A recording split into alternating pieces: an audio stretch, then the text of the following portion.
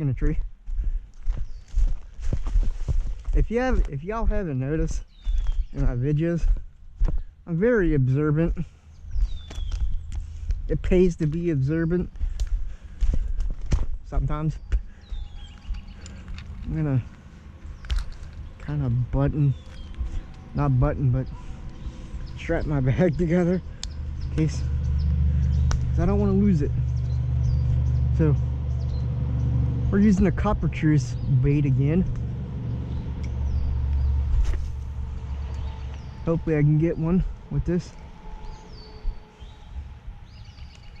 Let's see if we get anything.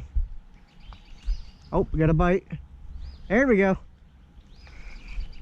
First cast on the coming back. That was not even fighting. What is that? That's bass. That one's not even fighting. He's tired out. Oh, that big one, boy. Don't get in the tree. Get out of the tree. Get out of the tree. Holy hell.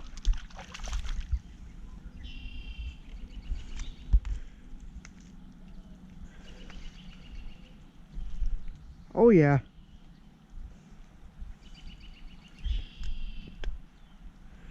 Look at that. Beauty of a mouth. Large mouth. Zoom in on his mouth. Everyone else does. He's warm too, so this water is warming up, which is a good thing. The water is warming up. My line got tangled here. Water's warming up, which is a good thing. Oh, ow! Try to bite me, boy. Calm down. I'm just trying to get a picture of you, dude. I can find my phone. I'll get you in the water in a minute. Got some healthy teeth on you, buddy. First cast after I failed to catch anything in the spot for the first time I came here to fish.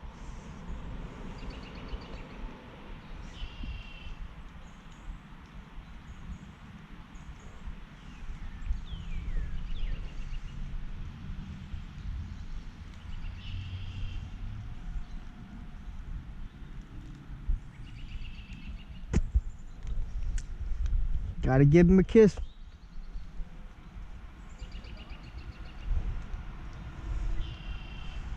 Look at him.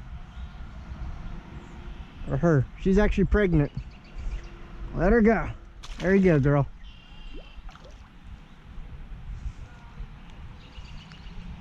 We got one. First bass of Easter Sunday on April 12th.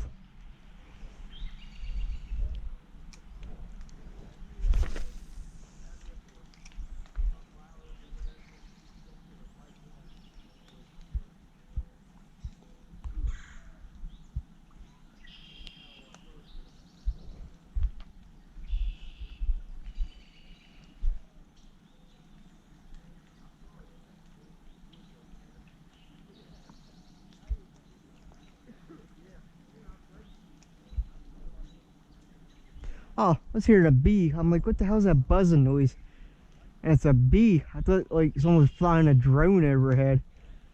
But boy, we got a nice beauty of a largemouth I just hauled out of here. Using that combination of a coppertruce TRD tickler and a custom painted seafoam blue or green, whatever you want to call it, jig head.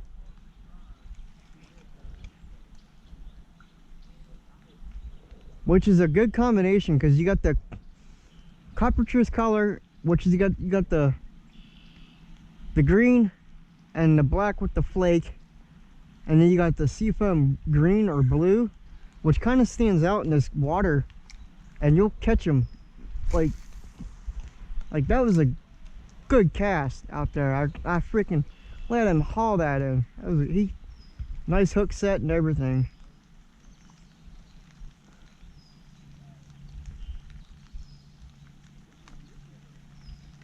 See if we can get another one. And I casted like out there, So like there's a spawn bed like back in here, but they also spawn right in here.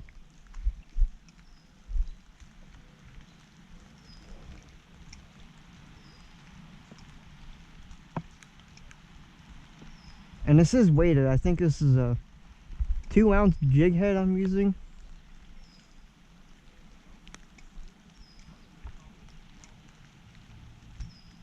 It is starting to rain again, so this rain's working wonders. It took me a while to get one, but I finally got one. She was a beauty. Didn't really put up much of a fight, but she was a jumper, which is nice because I like them when they flop and I like them when they jump.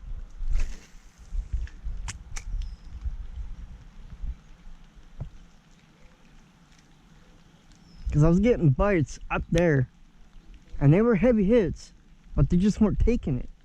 Like they were hitting it and like letting it go. They just weren't like taking it. They were just like biting and just like saying, "Ah, we don't want this." And this is my spot right in here. This little back corner and this little spot is where I catch them. That's like the 10th bass I pulled out of this hole. I caught a big bluegill out of here too. Freaking, oh, I'm glad that was not a snag. And well, that was a snag, but I got that out of there early. I'm gonna throw this like up in there. Well, I kind of want to watch where I throw that because I want my phone to go for a swim. I don't have a backup phone, and it would suck if I lost this phone.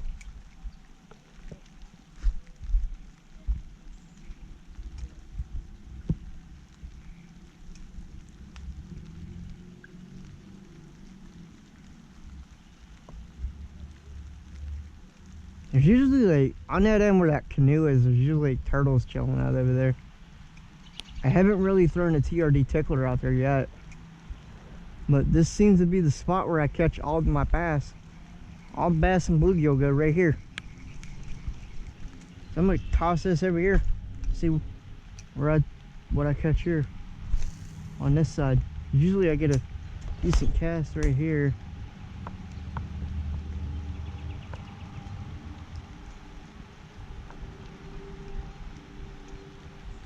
Let's bite.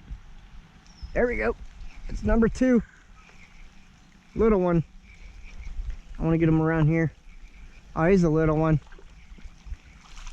Little bass. Little dink. But he inhaled that. Yeah, he inhaled that, boys.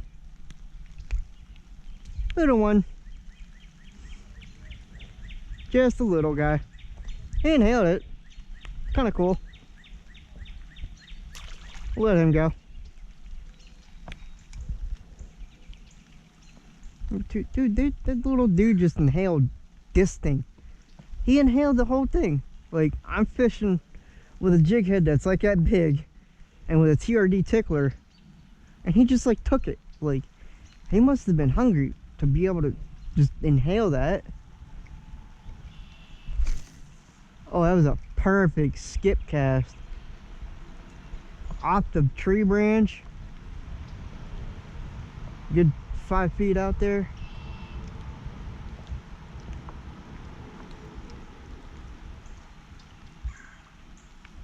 And I'm telling you, I've seen you guys on a couple Facebook pages I follow using these big casting rods and everything.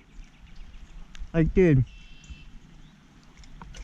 these ice rods will do the same thing as your casting poles do.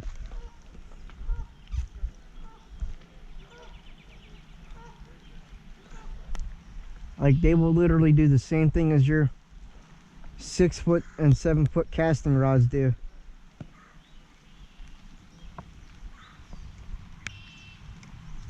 Like $15 ice rod at Walmart will do the same thing as your 40 and, well, not your 40, but your 80 and $200 casting rod will do.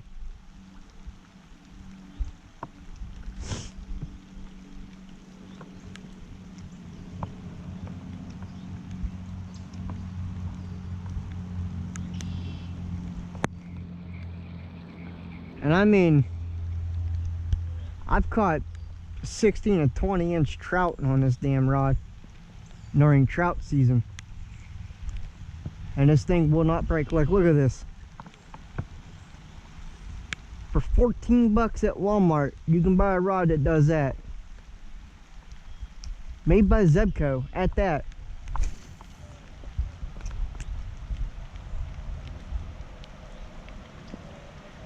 Bite, big bite, big bite. Got him. Oh, he's on there. Yep, that's number 3. Looks like a little one. I set that hook a little deep for a little guy. Oh, he's bigger than that last one I caught. That's a smallmouth. There's a variety in here. Smallie. That's the first smallie I caught out of here. All I've been catching is largemouth, a decent little smallmouth out here. Good little buddy. Be your little big self. Swim with the biggies.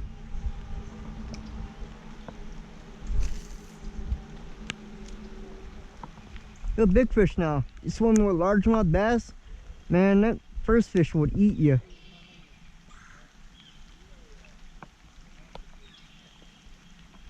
That's 3 fish I just caught within like 2 minutes.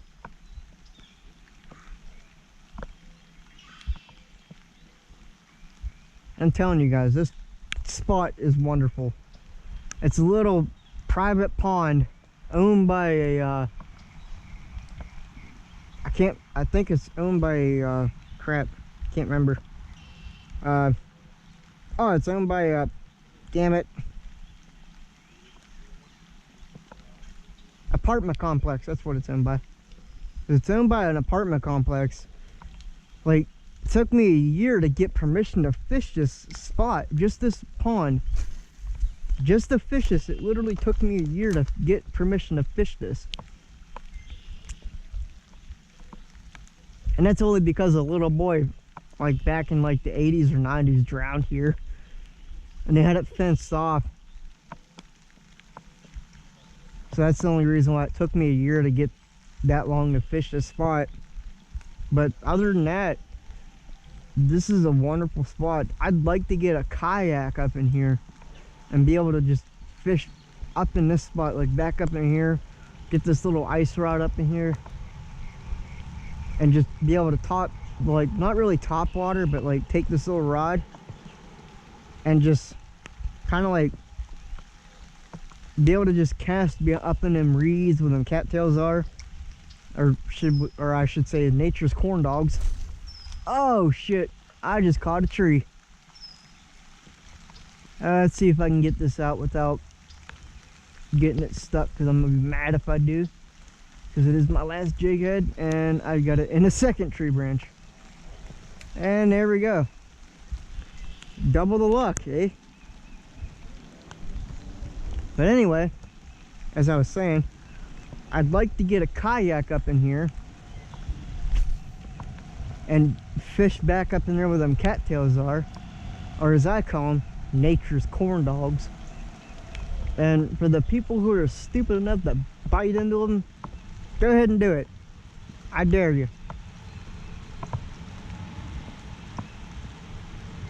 But anyway, since I've been slaying bass in here, like smallmouth. That was my first smallmouth I caught out of here. Since the first time I've been able to fish this spot. And I'm telling you, that smallmouth put up a fight like a largie. And it was a decent, I mean it wasn't big, but it was nice little size smallmouth.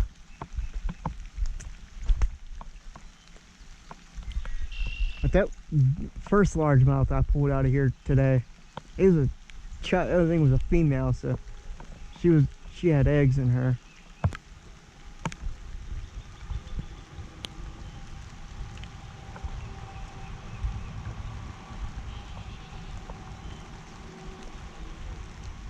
And the rain's starting to pick up, so the fish are going to be hitting more. And I'm pretty sure I got a buzz going because I was drinking earlier. But normally, like, I fish this I've been fishing this for like a couple weeks, maybe a little more, and this is a good spot to fish. And it's wonderful because like it's pretty much secluded, even though you got a highway that runs back there, the interstate, as people here call it, but normally where I'm from, I call it a highway.